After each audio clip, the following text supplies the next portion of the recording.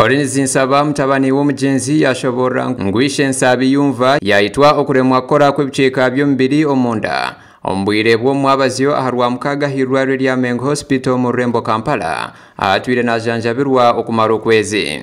Nsaba Collins yashobora ngwishe yasiga amafuza 5 kandi yafa myaka 5 y'obukoro.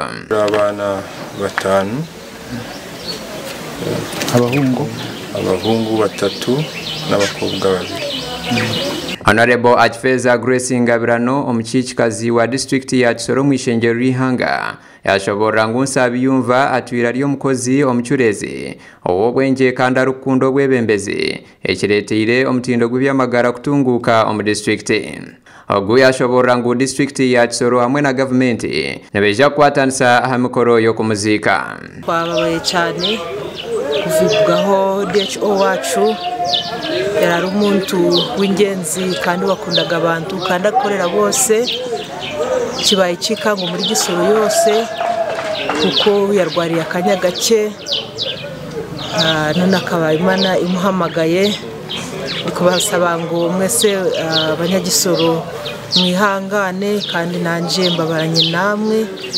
Ndiana Richard Armeya wa Kisoro municipality hamwe n'omukwasi w'ebendera ekibine kya NRM ayisimbira ntebe ya mukuru wa katana bwa district ya Kisoro nabo basindika okuyaga kwabo habw'okufa kwa Dr. Stephen Nsabi yumva. Richard yashobora ngu timu kuruga Kampala eriyo netebekanisa ebyokuleeta omutumbi gw'omugenzi omuri Kisoro ahari kwija kuzikwa aharwakana ebiro 20 by'okwikumi omwaka ogwo aha bituro bya Bishenkuru ahari Garifuzo omugombora eya Nyarubuye. Niho umurambo wa nyakwigendera bari buze kuzana kuva i Kampala nuko mu ntegura y'agateganyo twiteguye kuzamuherekeza kuwa 4 biramutse bidahindutse.